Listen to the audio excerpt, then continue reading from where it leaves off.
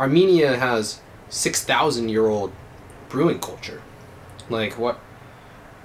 How could 2016 be the first craft brewery? Welcome back to Modi Brews. I'm Modi. Today, we're drinking Dargett Brewery's Pilsner. So grab a refreshment of your choice, get comfortable, and let's open this beer.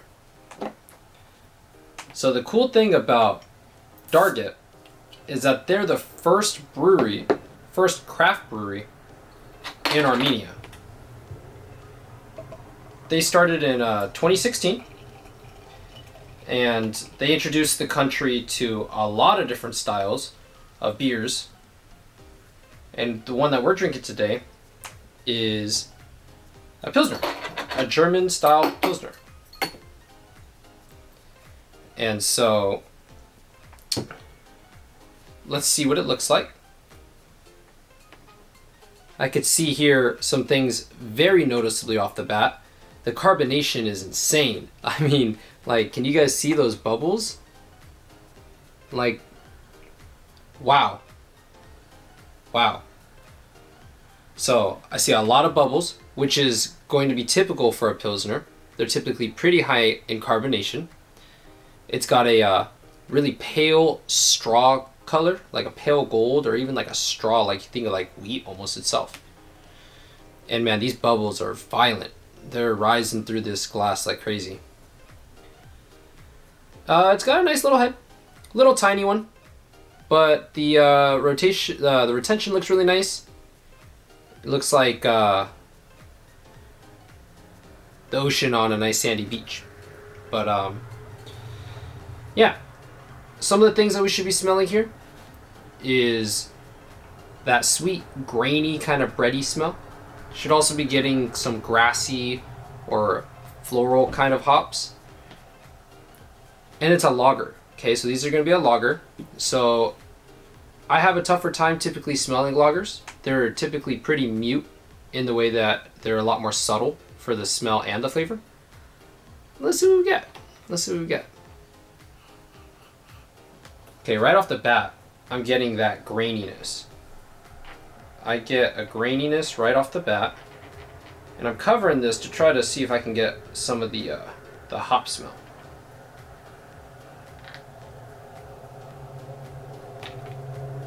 Yeah, I'm just really getting that graininess. It's like a really sweet, like bready kind of grain. I don't know, I'm not really smelling too much of the grassy floral hop part of it. Alright, we're going to do a trick. We're going to take a sip out of it, and then after we sip it, we're going to smell it right again. Get a little retro-nasal action going.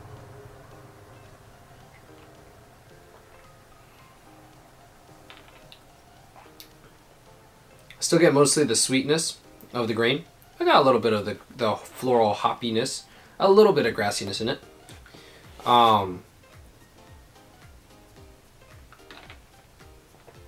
Yeah, it's really good. So the carbonation on this one is quite high. It's quite high carbonation. I would say it's like a little bit more carbonated than that daytime IPA that we had a couple weeks ago. And it's got that grassy, noble hops kind of flavor to it. So the graininess of it reminds me of kind of, it's a lager, right? So it kind of reminds me of those mass market styles. So you could think of anything from like, almost like a Pacifico kind of, like with the caramel, like breadiness to it, like the graininess, the breadiness. But then it's leveled out with this grassy floralness. That's definitely not like what I just mentioned before, like that other mass market, but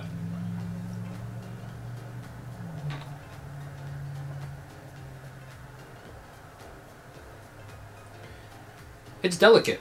This is delicate. It's got it's refreshing. It's refreshing. It's got, again, as I said, it's got that like grassiness. It's got that graininess to it.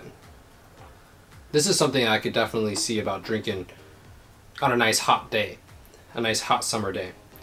Sitting at 5% alcohol, which is pretty standard for a Pilsner, especially like a German style Pilsner.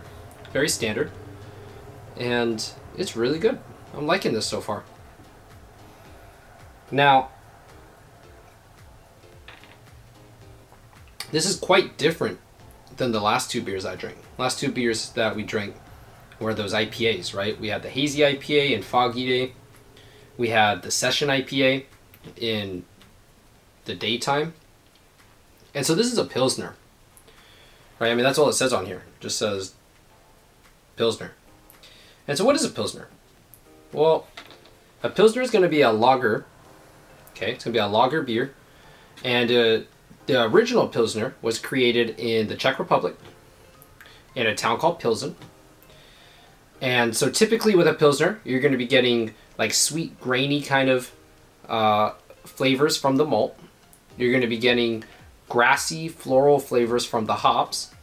And they're typically going to be pretty moderate, pretty high carbonation. As we saw earlier, the carbonation was going crazy. We saw it going crazy here. Even now, it's got a pretty nice little carbonation to it. That's what you should be expecting out of a Pilsner. And then I mentioned these are quite different, and I mentioned this is a lager because the last two that we're having were ales, right? We had Indian pale ales. So the big difference between an ale and a lager is the character of yeast that is created, right? You think about yeast is what's going to make the sugar turn into alcohol and allow it to ferment. So with lager yeasts, like what we have in front of us, those like to ferment in really cool temperatures. You can think like refrigeration style temperatures, like a refrigerator. And then ale yeast likes to go at around room temperature. So you can think around like that 70 degrees mark. You know, and the way that I think about it is like, if you have like a piece of pizza, right? You have a piece of pizza, it's nice and hot, fresh out of the oven. You're typically getting like really loud flavors from it. Whether it's like from the sauce, whether it's from the meat, from the cheese. And then, you know, you put it in the fridge, you wake up the next day and you take a couple bites of the refrigerated pizza, and it still tastes good. It still has the same complexity to it. It still has the same level of flavor, but it's just kind of muted.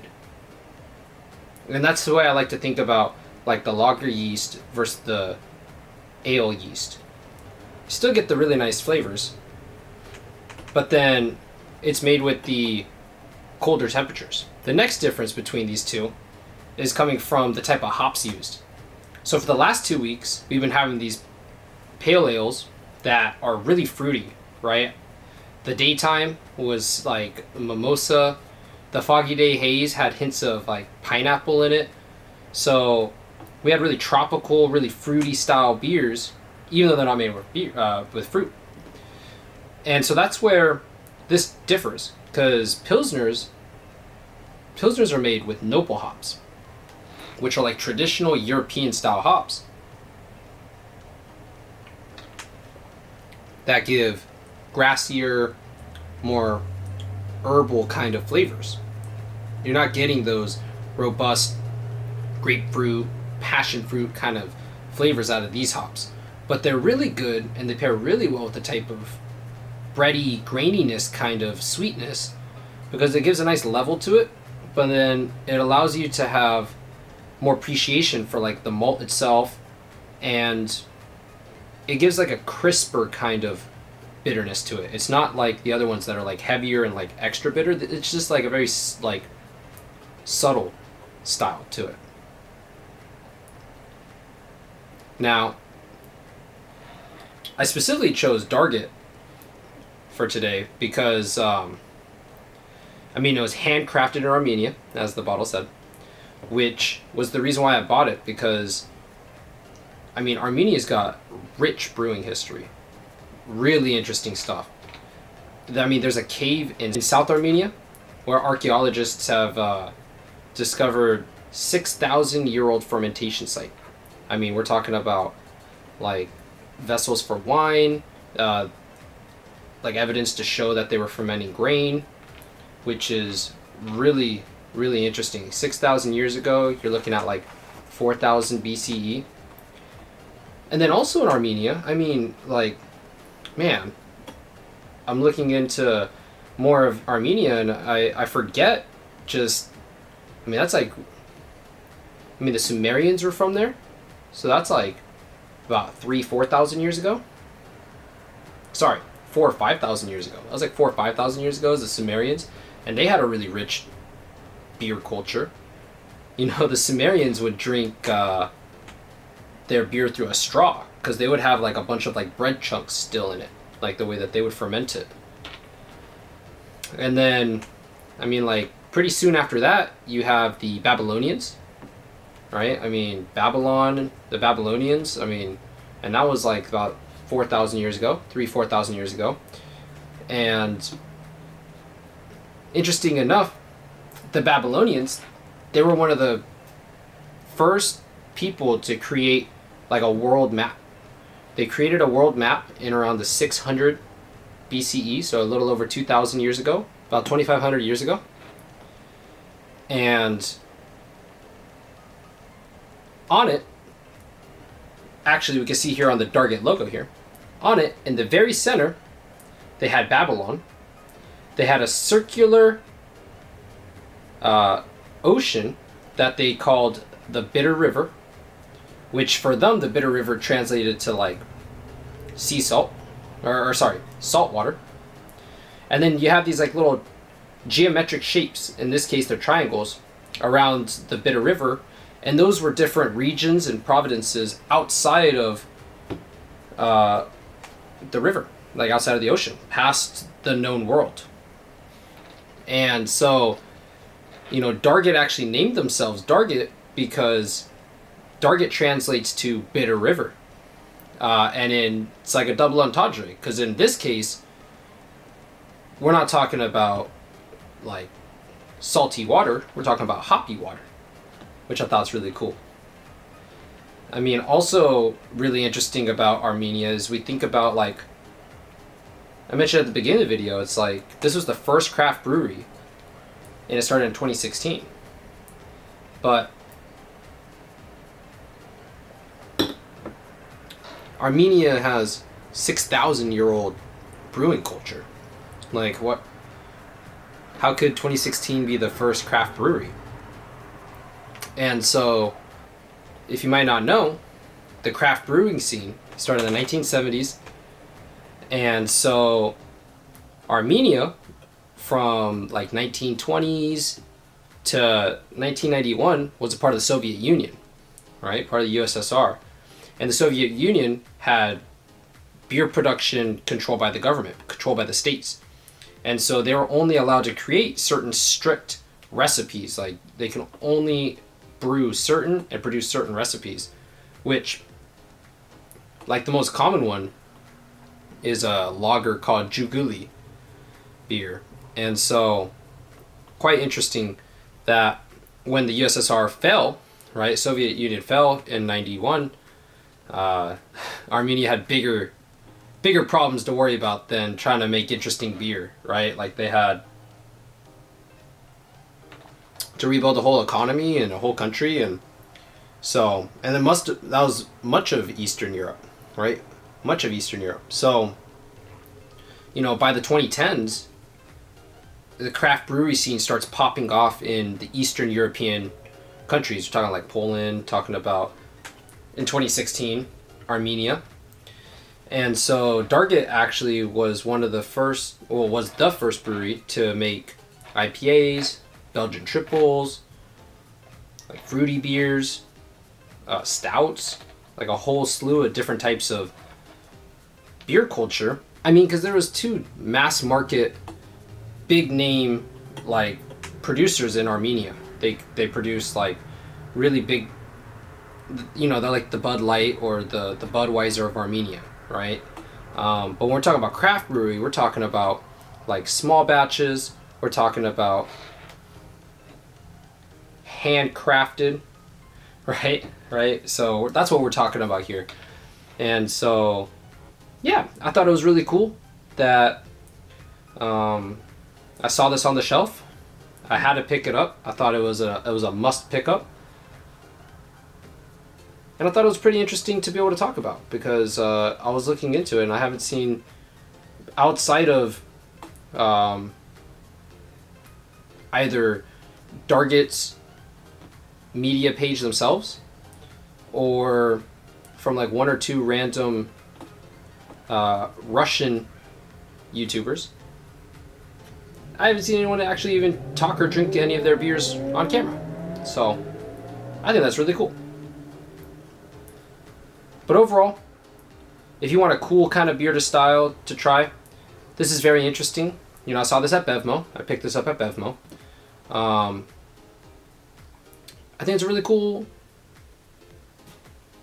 like, fun style thing to drink. Like, you know, last time when we were talking about the Foggy Day Haze, talked about how they are a certified B brewery, right? And they do all this really cool stuff for the community, and it's nice to be able to drink a beer and support a brewery that does more than just brew good beer. And I mean, I think that's really, like, Dargett's a pioneer of what they've done. They were the first of many styles out there, and they're really pushing the envelope out there in terms of like what beer looks like, smells like, tastes like out in Armenia. And I think that's super cool. And then it just makes me feel like I'm drinking 6,000-year-old beer. You know? A beer with a lot of rich history in it. So, overall, this is a really good beer. Pilsners in general, I think are nice. They're not as extravagant or in your face as some of the IPAs that I really love to drink. But it's got a lot of classic simplicity to it. It's brewed phenomenally. And it's got really good quality. So this is definitely something that if you guys see, you guys should consider picking up.